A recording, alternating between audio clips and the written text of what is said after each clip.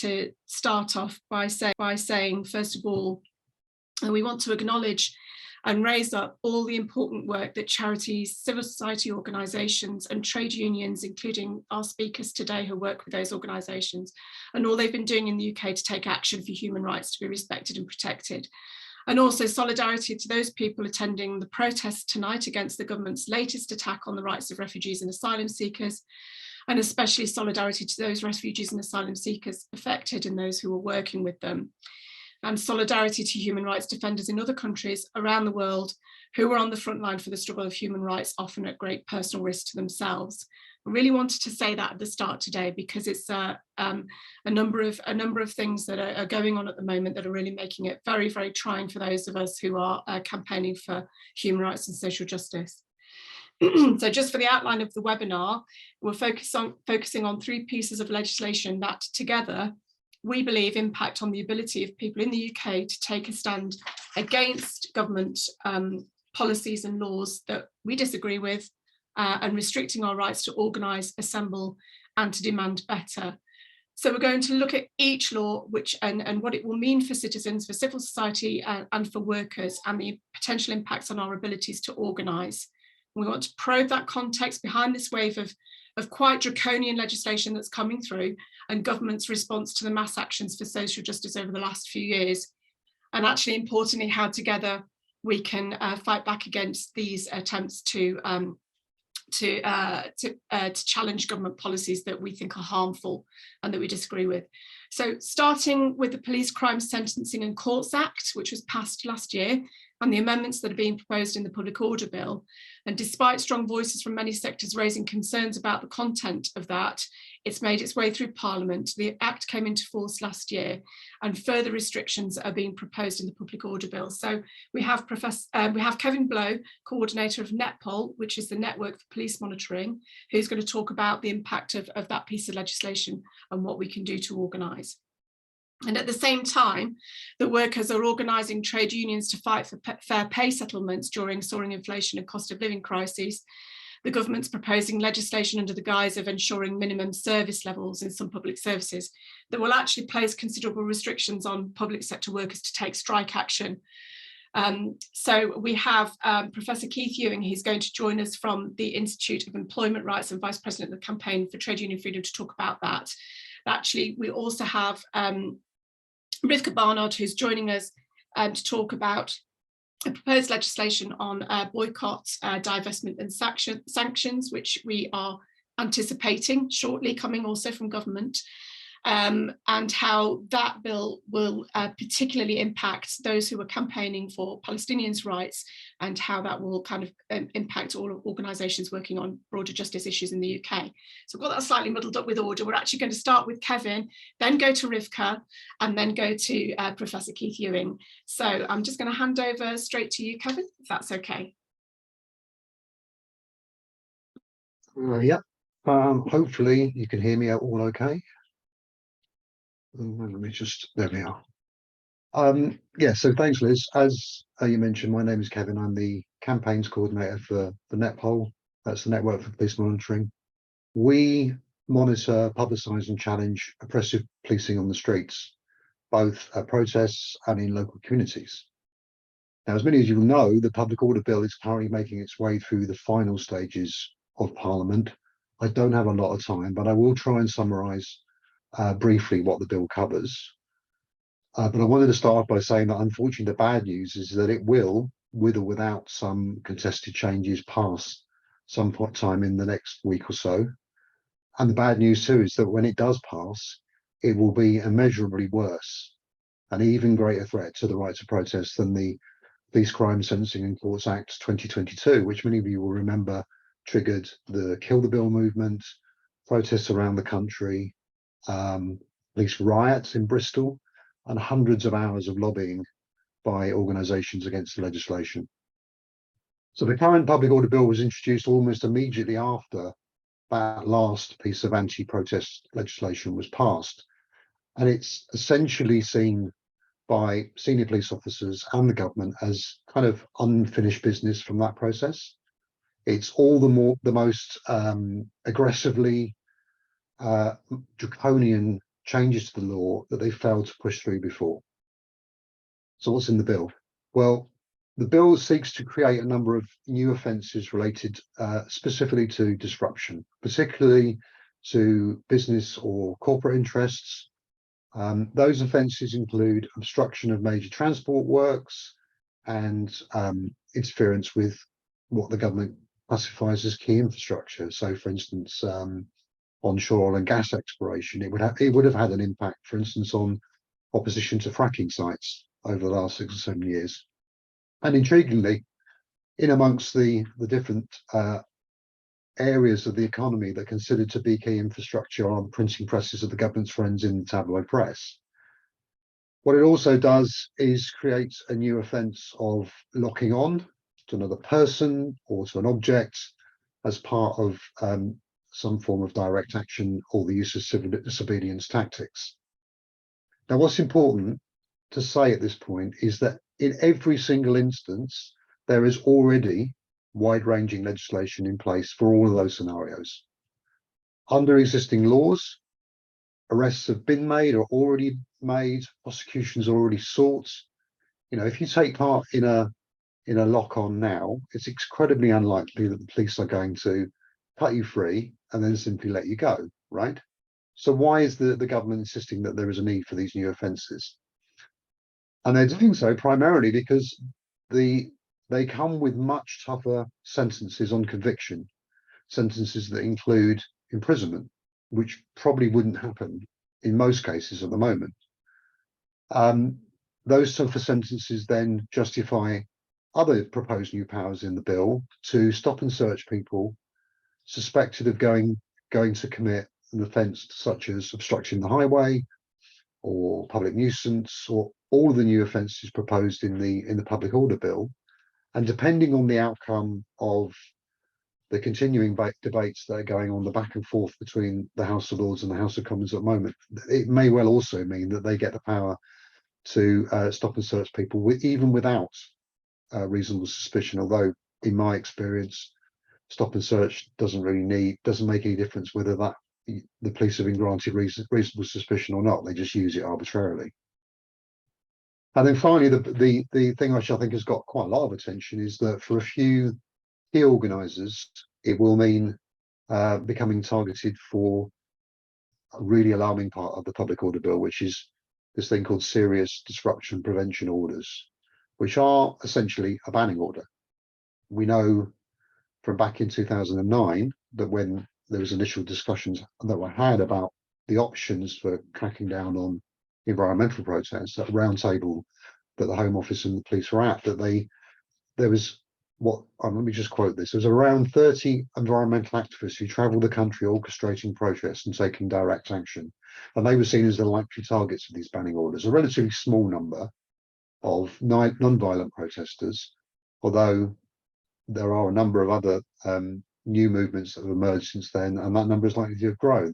The problem is that we have no idea how many people are likely to be targeted, because we've asked the police and they've said it will cost too much to provide Netpol with the number of those that they've categorised in the last year as so-called aggravated activists. The government wants to convince us that serious disruption prevention orders, these banning orders, will impact very few so-called hardcore activists and the wider movements that these individuals are part of have nothing to fear. But the reality is that in order to build a case for bringing one of these orders, officers will seek to gather intelligence on hundreds of people in the movements their targets are part of, on people they know, on the places they work, even, and this is what I think surprises many people, if they've personally never committed any unlawful activity. So what the public order bill is a massive increase in police surveillance that's already been expanded by new legislation. It's a bill that's intended to criminalise entire communities, particularly environmental campaigners, despite the fact that all protests to some degree cause disruption. You know, thousands of people on a march do, right? What the government is planning to do is criminalise the method by which serious disruption might potentially take place, rather than focusing on the actual degree of disruption that a particular protest might cause. And the intention behind this is to send a warning to protest movements that civil disobedience tactics in any circumstances are liable to result in an aggressive response from the police. And that's a danger for all of us, regardless of what the law says. If any protest is seen as potentially disruptive, it's likely to lead to more aggressive policing. So none of this means that protest is illegal, but it's likely to become a lot more uncertain. And for Netpol, that means that as campaigners and as movements, we need to start to create the conditions that challenge the spread of that uncertainty. And we do that in 4 ways.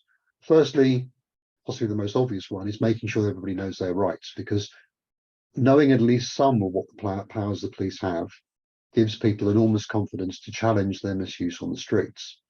It means resisting police surveillance by thinking about better protection for the members of our movements most likely to be targeted, and a great awareness of the basic security practices that can help us to challenge police intelligence gathering. It means offering more practical solidarity. So we need to get better at not seeing ourselves in isolation from other campaigns, even ones that maybe we don't share the tactics of, and understanding that the threat of oppressive policing falls on all of us. So we better start offering solidarity to each other. And finally, it means actively monitoring what's happening around the country. So Netpol really needs your help to know when new powers are being used, in what circumstances they're being used, so we can build the case for why we believe they primarily exist to disrupt and further criminalize the right to dissent. So we have a encrypted monitoring form. We have a telephone number you can send us information to via Telegram and Signal. You can find all this information on our website, netpol.org/defending-dissent. There's one final point I wanted to make, because I said I haven't got an awful lot of time. The Public Order Bill presupposes that protesters who use disruptive tactics are unaware of the prospect of arrest, and they're unaware that they might be prosecuted, and that somehow they're liable to be dissuaded by stronger penalties if they're convicted. Both the government and the police, in my view, have fundamentally misunderstood protesters' motivations for adopting those tactics in the first place, because they're often directed against corporate interests perceived as themselves engaged in immoral or potentially unlawful activities that the government is either ignoring or in many cases condoning. So in other words, much like the other rights that we're going to talk about this evening, so the right to strike or the right to boycott, these are tactics that are used when other ways of making the government listen are basically being closed down.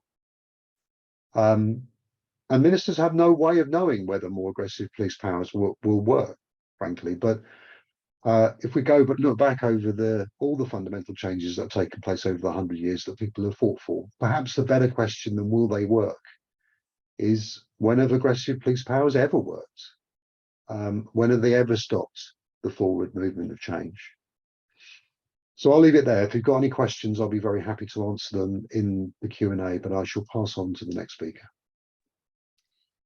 Thanks, Kevin. That's really interesting. Just a reminder, if you have any questions, you can pop them into the Q&A.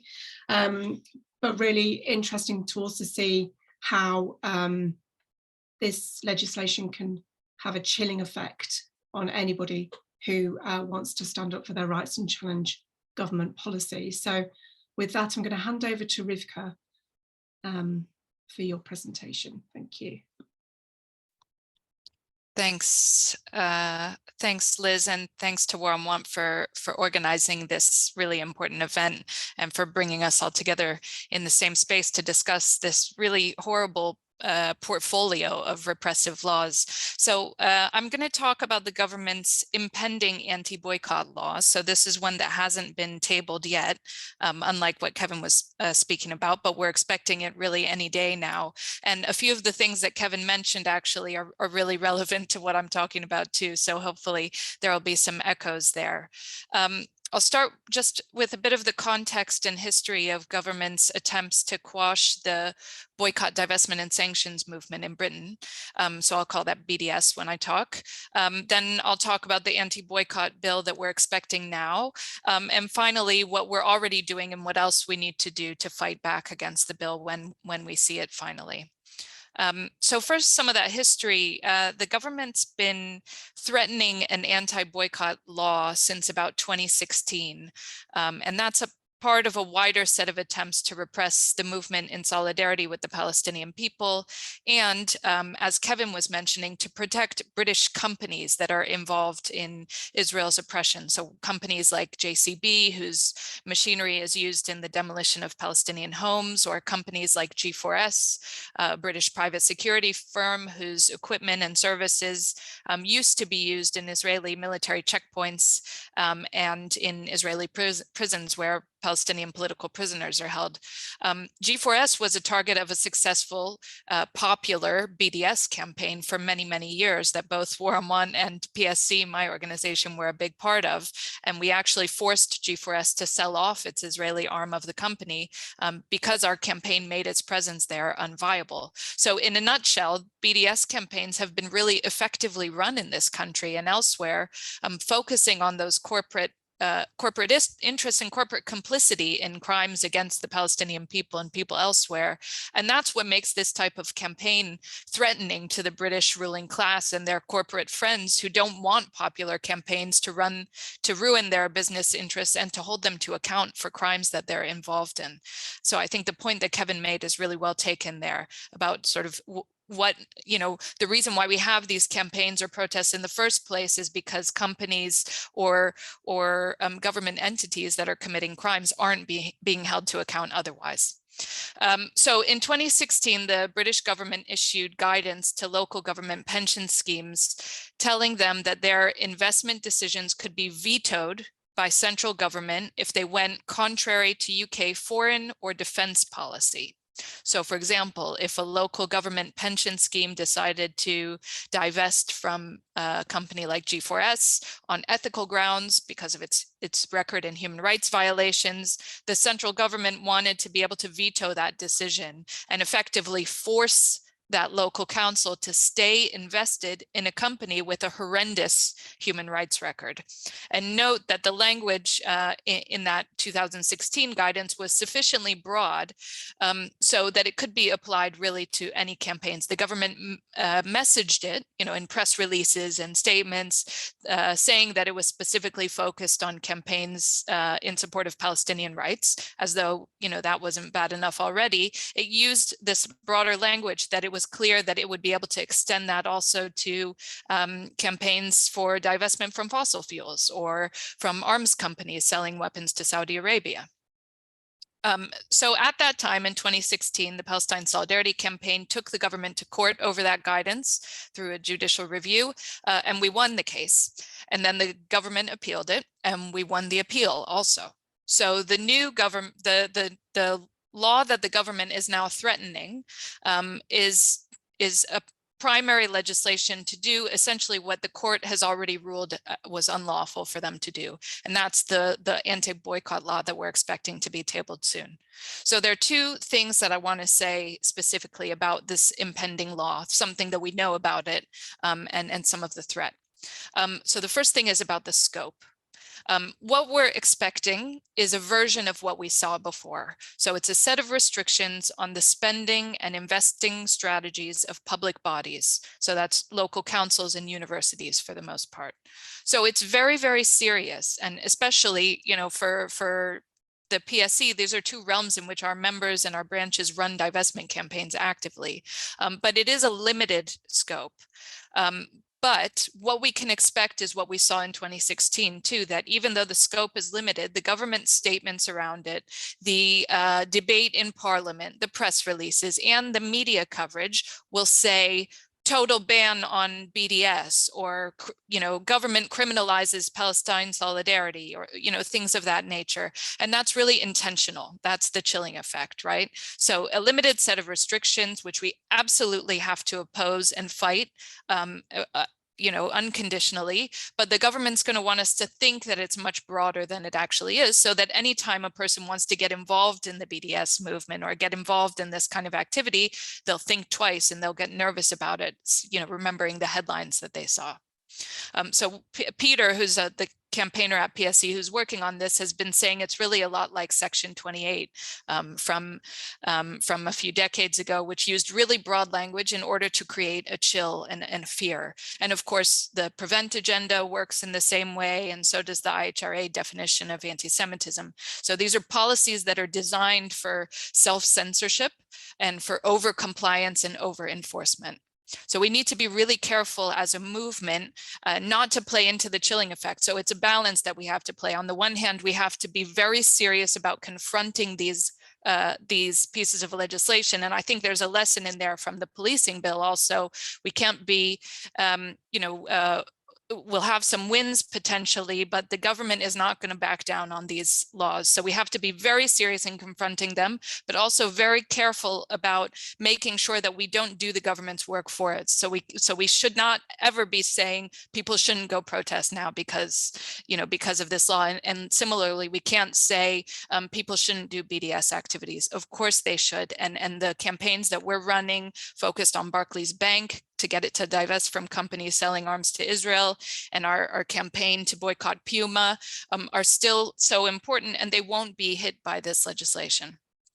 And the other thing I want to mention is just the broader context in which this law is arriving. So it's the context of these other repressive laws that are being tabled and passed, but also this kind of anti-boycott legislation is being rolled out globally. So we've seen it in the US already in over 30 US states. And what happened there is the opposite of here, actually. Here it's going to be presented in broad language, but press released specifically about Palestine. There, it was legislation was passed specifically with Israel written in, and then that legislation was used as a sort of copy-paste template for other pieces of legislation that were used then to target the fossil-free movement and to target campaigners who were working against gun manufacturers, and even campaigns focused on preserving and bringing back abortion rights in the US. So the lesson that our US comrades have learned is that, nobody spoke up, or very few organizations and people spoke up when it was a law focused on Palestine solidarity, but then it got rolled out to hit everybody. So we've kind of learned that lesson, and that's where I'm going to sort of go to next and finally close up. The lesson that we learned from watching how this has happened in the US is that we need to fight this with the broadest coalition possible. So an attack on one of us is an attack on all of us, similar to what Kevin was saying. We've convened a coalition of over 60 organizations, so NGOs, faith groups, human rights organizations, climate justice groups, anti-militarism groups, and of course, over a dozen national trade unions representing millions of workers between them to fight this legislation as soon as it's tabled. And you can find out more about that on our website, which is righttoboycott.co.uk. Of course, we're going to fight it in Parliament, but we know that the odds are against us there, as Kevin has mentioned also. So we need to focus afterwards on sort of exposing how toxic this bill is so that it's unenforceable and that it becomes a relic of history. And I'll just close by saying, during apartheid in South Africa, Thatcher passed a similar law to try to ban local councils from doing BDS activities, and it simply didn't work. People figured out different ways to defy it. They defied the spirit of it, which is about opposing apartheid. So there was nothing that Thatcher could do to stop people, ordinary people, from getting active in the anti-apartheid movement then, and that's true now. We need a movement, a massive movement in solidarity with the Palestinian people now. We've seen what the current Israeli government is doing, and of course, that didn't start yesterday. So we have to build more boycott movements in the face of this legislation and fight it with all we can. And I will stop there. Thanks so much. Thank you, Rivka. That was really, really helpful actually to see the historical context and where some of these legislative attempts are coming from historically, but also that lesson we need to learn about how they're brought in initially targeting perhaps one area of rights and justice campaigning, but then move on to actually incorporate a much broader and applied to a much broader set of social justice issues. So that that means we need to be really mindful of how these get rolled out and how they get used. And back to Kevin's point about not looking at these issues in silos, but actually looking at them at that broader context of an attack on a rights agenda. So I'm going to hand over straight away to Keith, who's then going to walk us through what's going on with the current attack on the right to strike. Thank you. Okay, thanks very much, Liz, and thanks for asking us to take part tonight. It was really, really important issues which are being covered, three quite different but very related questions, I think. So I'm going to speak about the minimum service levels bill, which is the latest attack on the right to strike. And we should remember, I think, that under successive Tory governments, I mean, this is an attack that started in 1979, 1980. And I think by my reckoning, the current bill is the seventh major piece of legislation attacking the right to strike, with very little by way of compensation the other way. And we should also remember that while we focus on this bill, that the current government also introduced two measures last year. One was to allow employers to use agency workers during a strike, thereby reversing legislation which had stood for a long time.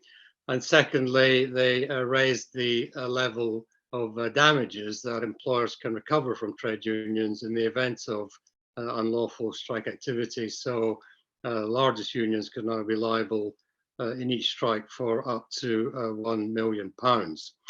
But what I want to say mainly relates to the bill. While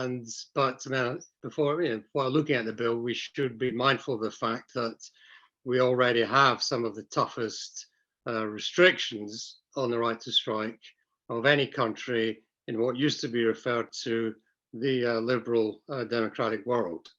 So in adding to this level of restriction, let me just focus on 3 points very, very quickly, because I'm mindful of the time. But 3 points I wanted to highlight. First point is that the bill authorizes ministers to set minimum service levels for 6 major sectors of the economy. So the minimum service levels are not being set by Parliament. Parliament is being asked to give the power to ministers to determine what the levels should be. And the sectors, I won't go through them all, but they include, for example, areas where there has been industrial activity either now or in the recent past, namely health service, transport, and education. So it'll be up to the minister to decide what the minimum service level should be in these cases. There is no guidance in the bill from Parliament as to what the level should be. There's no requirement of parliamentary approval or any effective requirement of parliamentary approval once these decisions have been taken by ministers in respect of the different sectors. So as the bill currently stands, it could be that a minister could require a minimum service level of, say, 90%, 95%, or whatever the minister may choose in the sector in question. So the first point I would make is that this is a bill which is not just an assault on the right to strike or an assault on the freedom of trade unions, but it's an assault on parliamentary democracy itself. I mean, basically it's giving total power to government ministers to determine the circumstances in which workers in this country can withdraw their labour. So that's the first point. The second point is that once minimum service levels have been provided by regulations by ministers in any of these 6 different sectors, so where these regulations are in place, it will then be possible when a strike occurs for the employer to issue what will be referred to as a works notice to the trade union which is involved in the strike. And bear in mind at this stage, the union will have complied with all the legal formalities which the law currently requires. I mean, formalities that go way back to Cameron and before Cameron, back to Major and Thatcher. So what is the effect of a work notice to the union is that the employer can requisition workers to work during the strike. So basically, the employer has the power by law to require people to work. Now, why is this offensive? Well, some people might think it's obvious why it's offensive, but let me just make these points. The first is that in terms of the power to requisition workers, or the power to order people to work, you've got to go back to 1940 to find a comparable power in British legislation. And the only time that we have had arrangements whereby people can be requisitioned to work is during war, and I mean, for circumstances which are quite obvious. I mean, this is a kind of wartime power which is being taken and being given to employers. And I think it's important to note that in this country, that not even at the present time, not even a court has the power to order people to work. And indeed, there is legislation which expressly provides that the court cannot order people to work during a strike or during any other period or for any other reason. So this is really quite an exceptional power that the government is proposing to give to employers. And I think the nature of the power is compounded by two additional considerations.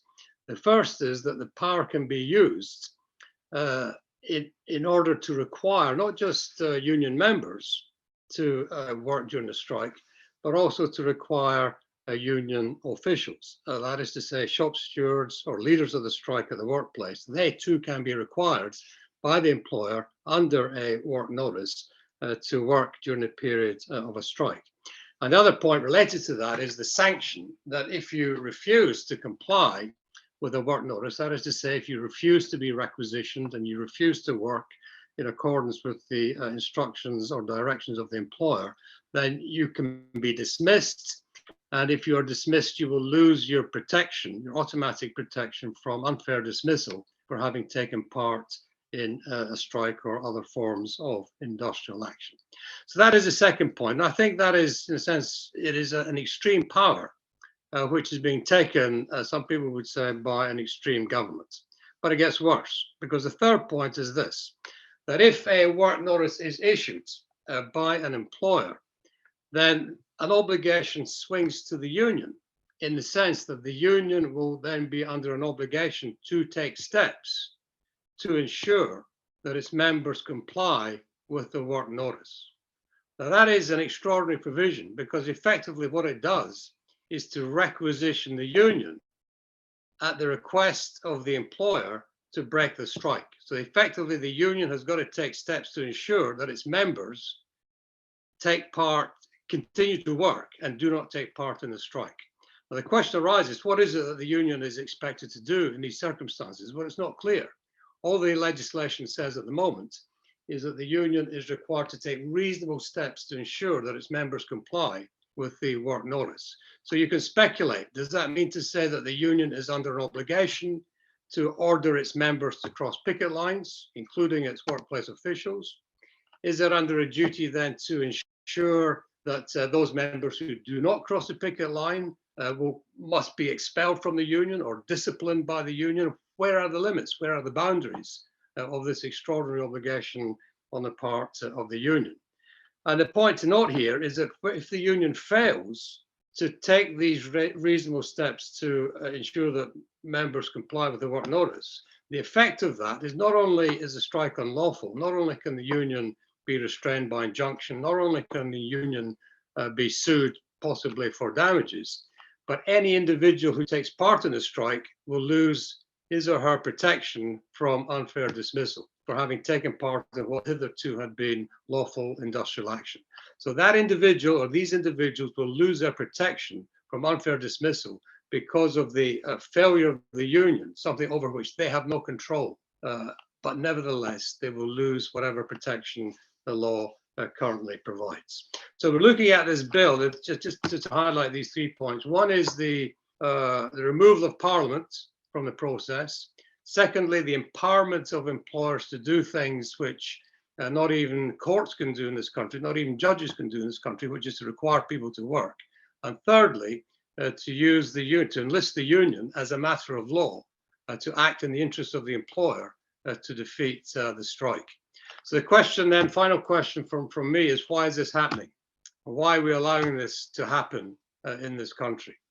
And in a sense, just three very simple points. I think, I would say, look, this is playing to an authoritarian agenda of the type that we've just heard from our two previous speakers, an attack on the right to a public protest protected by human rights instruments, the right to protect or remove of the right to engage in divestment activities, which plays to, again, freedom of assembly, association, freedom of conscience. Here we're seeing restrictions on freedom of association, which go along with a number of other attacks on trade unions at the present time.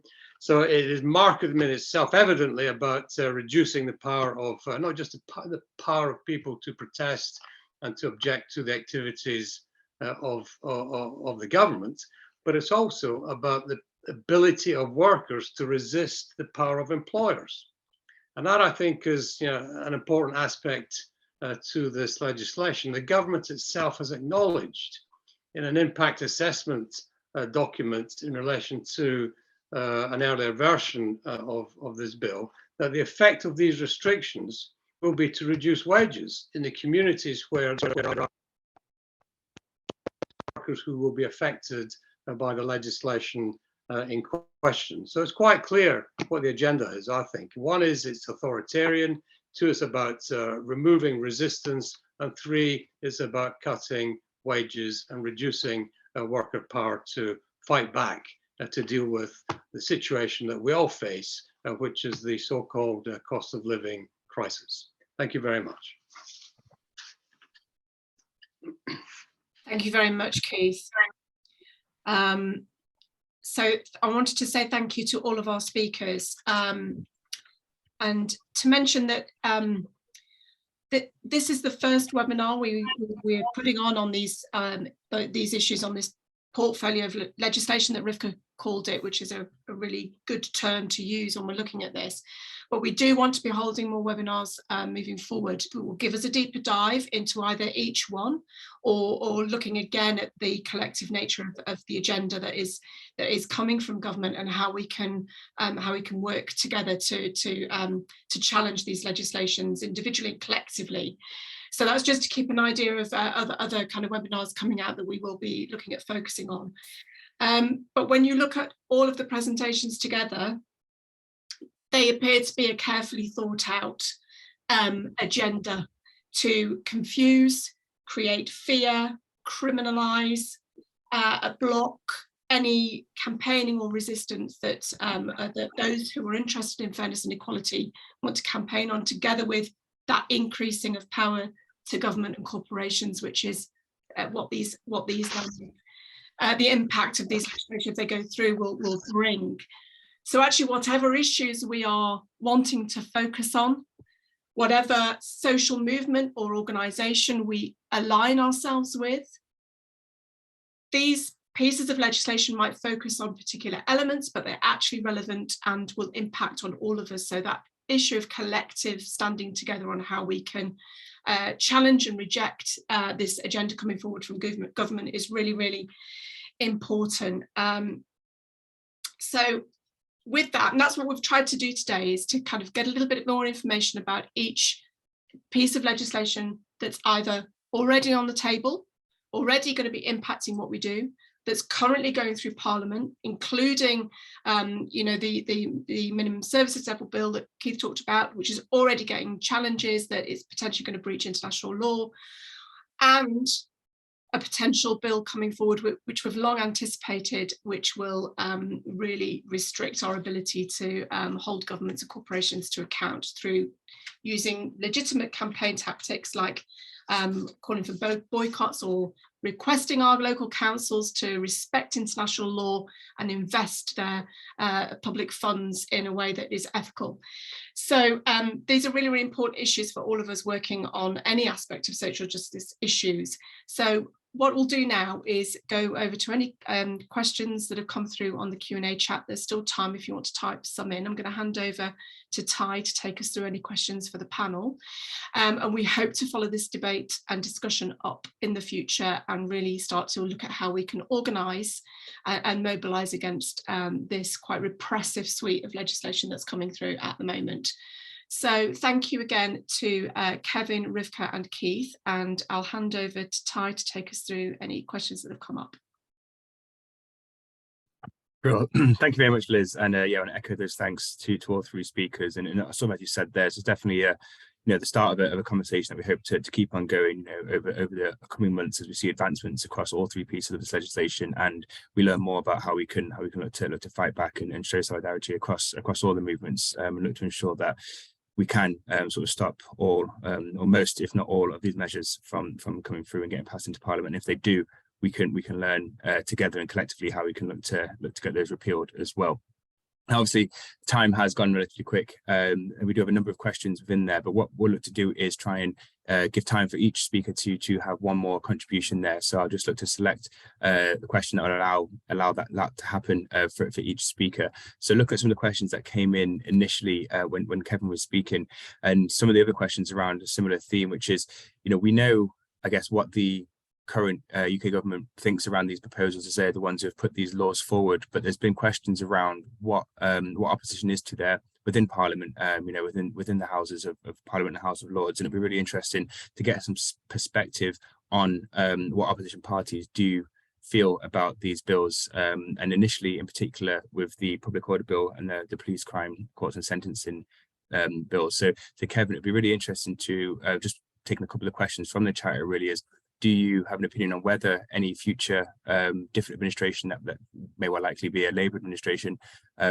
would oppose this bill in its entirety? Have they done so previously, and would they want parts of this retained, and maybe gets a better understanding of where things are now, but also where things could potentially be if there was a change in government over the coming 12 or 18 months? It's a legitimate question. I think part of the problem is with knowing how to answer this is that it's very difficult sometimes to work out where Labour's soul is at the moment, if you like, where its kind of sense of values in support of human rights are. Because I mean, this is all these speakers, everybody's spoken today is talking about the fact that the government's attitude is essentially to dismiss human rights almost in their entirety in favour of what they think is convenient as a way of being able to defend corporate and state power and crack down on those people who are opponents to that. If you think back to March of 2021, it took a Metropolitan Police officer murdering Sarah Everard and a mass protest that took place on Clapham Common for Labour to suddenly switch from what was essentially support for what was then the Police Crime Sentencing and Courts Bill into some degree of opposition. And so, in a way, the answer to the question, well, what do the other parties feel about the legislation? Are they likely to be amenable to changing or getting rid of some of this stuff? It depends on us, as it always does. It depends on our ability to be able to force those parties into a position where they feel they're obliged to take a stand on some of these issues. I mean, I think Labour is likely to make some noises on on supporting the trade union opposition to the anti-strikes bill, but it's not as though Labour has been entirely brilliant at getting rid of anti-trade union legislation over the last 30, 40 years, is it? So I think the opposition to all this is in our hands, as it always is. And in a lot of ways, the work of our organisation has always been less concerned with how the bill is passed and much more about how it's subsequently implemented. And what Rivka said about making it almost impossible for a piece of legislation to be effective is actually something that we're in a position to be able to do. I'm not saying that we should become ungovernable, but I think we can certainly become a disruptive nuisance when it comes to the way these laws are actually used and potentially force other political parties to adopt opposition to them. Brilliant. Thank you very much there. And I'm just going to move along to the next question just because of time, and I'll pass along to you, Rivka. And there's a similar question really within the chat around this, also in some praise just for your campaigning work. So I thought I'd share that too, as that praise was shared within the Q&A. But there's a similar question really around what the current position would be in any shadow cabinet on this proposed legislation. If it was passed, would it likely to be repealed? And also, someone asked if there was any comment on any situation on boycott, divestment and sanction within Europe, as there was a comment around whether Germany had currently passed some similar legislation. So yeah, it'd be great if you could answer that. Yeah, thanks. And I mean, in some ways, I think Kevin sort of set up the answer really clearly in terms of, don't have a huge amount of faith in the Labour leadership's position on Palestinian rights. I think probably anybody who's been watching how things roll out can understand why. I think there are some Labour MPs who are who have been clearly ready to take a stand on this. And I think it's not a coincidence that it's the same Labour MPs who are also outspoken on issues related to trade unions and also against the policing bill. So it's the same sort of small number who are consistent across different issues. But I think what Kevin said is the most important, and that we have to force a situation, we have to force a situation which makes all of these pieces of legislation and so many more unviable. And so we shouldn't wait, we shouldn't wait around for that. We're having a lobby day on March 22nd.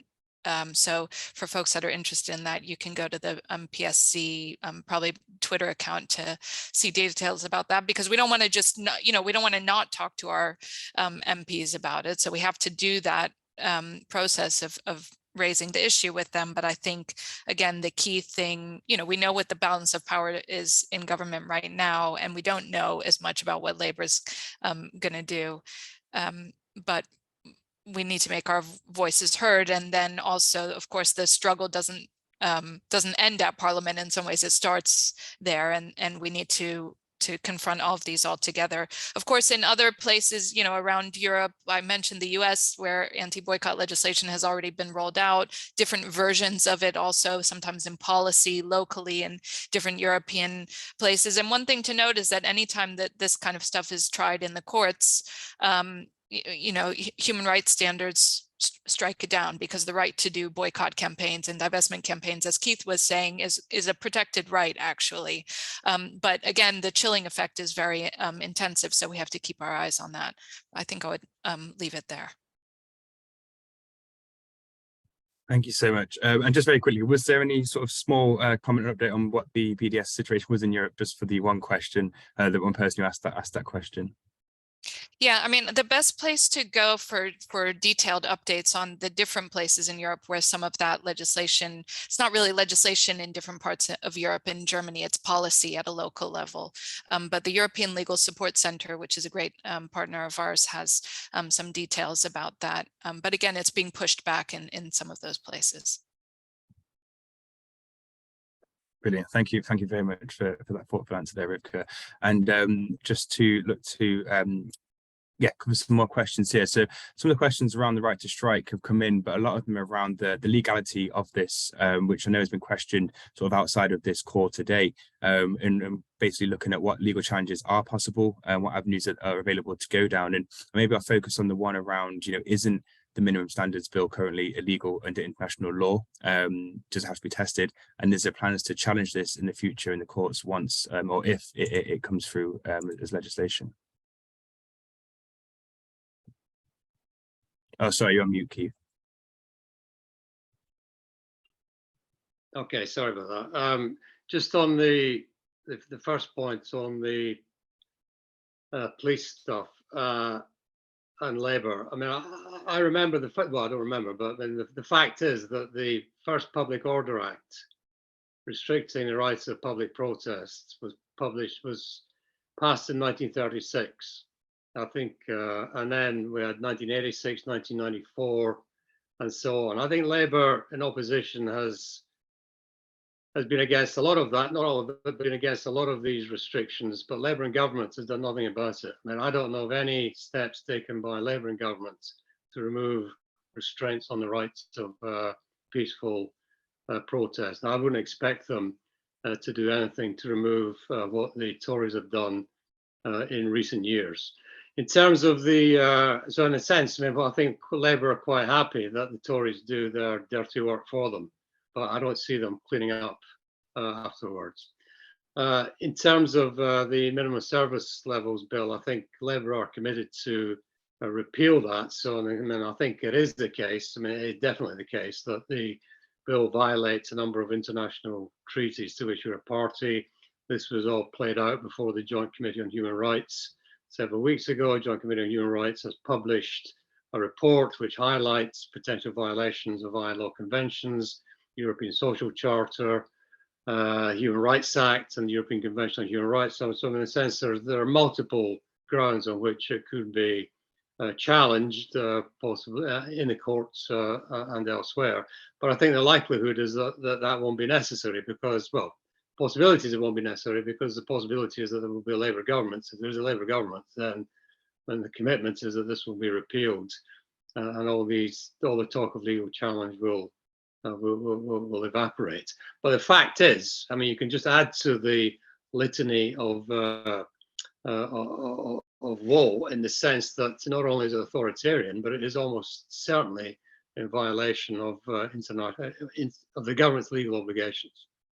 And most interestingly, I think, is a breach of the treaty that we signed with the European Union as part of the Brexit deal. In the sense that the Brexit deal committed us to comply with international labour conventions to which we are a party. This bill is a clear breach of that obligation.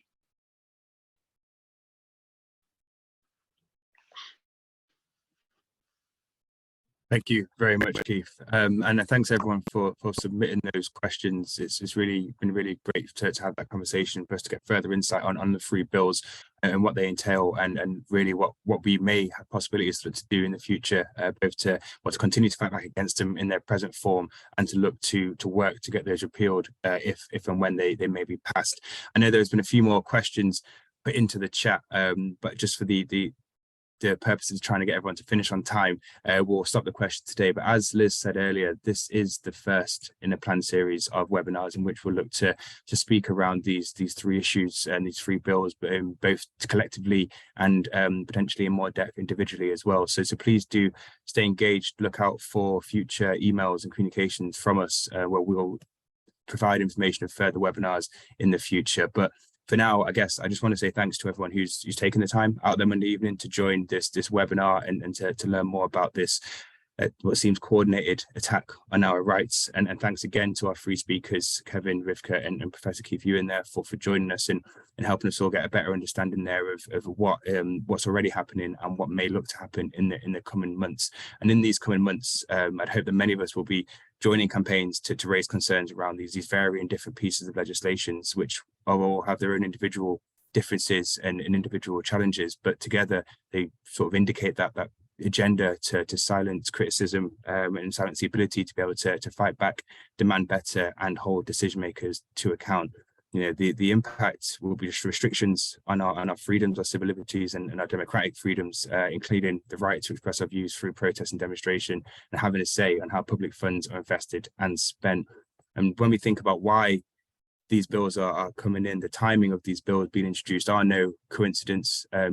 That they come in at this time, that the anti-protest measures are coming in following an upsurge in mass, what's sometimes deemed as disruptive protest action over the last couple of years, from demonstrations, large-scale demonstrations demanding racial justice, 3 years ago and into the last year, to mass mobilizations demanding climate justice that have swept the UK in recent years, and there continue to be action throughout this year. And again, there's no coincidence really with the timing of these measures being proposed when we're seeing more and more what's deemed as disruptive mass protest action.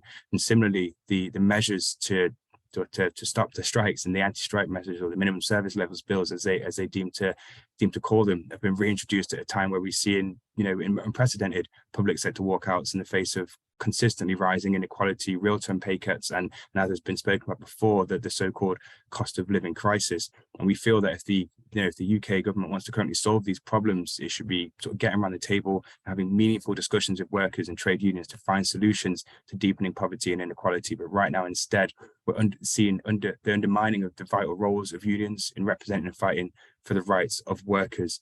And a similar effect is happening right now with the proposed anti-boycott, divestment and sanctions measures, which have been previously defeated in the courts and are being reintroduced now after an intensely violent 12 months of Palestinians and an upsurge in Palestinian solidarity. From the sustained legal challenge to the prior iteration of this legislation to the hundreds of thousands of people who have taken to the streets in solidarity with Palestinians in recent years, it should be clear to the government there's mass opposition to these proposals, but the fact that they are looking to be reintroduced maybe gives us the impetus to ensure that that mass opposition is continued, and we allowed in our voice in opposition to this bill and the other two bills which we have spoken about. The current government can clearly see that protests and strikes and boycotts have historically been really effective tools for people to speak out and just demand justice. And right now, instead of sort of cracking down on these vital freedoms, including what we're seeing now as a crackdown in the infringement of the rights of asylum seekers and refugees, ministers should really be listening and taking meaningful action on the root causes of these issues, rather than looking to crack down on them with what at times can seem draconian laws, legislation and bills. We feel these proposed laws are profoundly anti-democratic. They form part of a wider trend we're seeing from this government and governments from around the world towards restricting human rights and the space of society to speak out against injustice, to organise for change and to contribute to a functioning democracy. So as we said before, we really want to look to hold further webinars on how we can raise these concerns, make ourselves hard and challenge these attempts to reduce our voices as campaigners for justice and for human rights. So please look out for emails for us. And if you're engaging in any of these bills and enacts, we're really good to be aware of the collective impact they'll have on our movements, not just as individual laws. And there are things that you can look to do to take action now, following even from the things that have been spoken about by our different speakers. I'll post a number of links into the chat, or I'm looking to post a number of links into the chat. I probably shouldn't try to do two things at once, but we will be having a follow-on email out to every single attendee to basically have some links following up from what we've spoken about today, and hopefully the recording of this as well. I've put a link through to a news piece that we've done summarising the three bills, so please do take a look at this. And I'll just, before we close the action today, put in 3 actions you can look to take right now over the course of all 3 bills, which would be an immediate thing you can look to do to defend our right to strike, defend our right to protest, and defend our right to boycott human rights abusing companies and countries. And that's what I'm just going to look to post into the chat now. But again, just thank you to everyone who's come today. Thank you to those who have spoken today. And yeah, thank you to everyone who's going to be joining our campaigns to demand better. So yeah, just as a close off, do you want to make one moment and I'll get some actions that you can all take now in the chat. And yeah, please do look out for future actions and future webinars from us. I'll close it there as we're at 7:01. So thanks again to all 3 speakers, and thanks again to everybody who's attended and everyone who's put questions in the Q&A. There's been so many, and yeah, we'll definitely look to answer all of these in the coming weeks and months as we do more webinars. Thank you very much.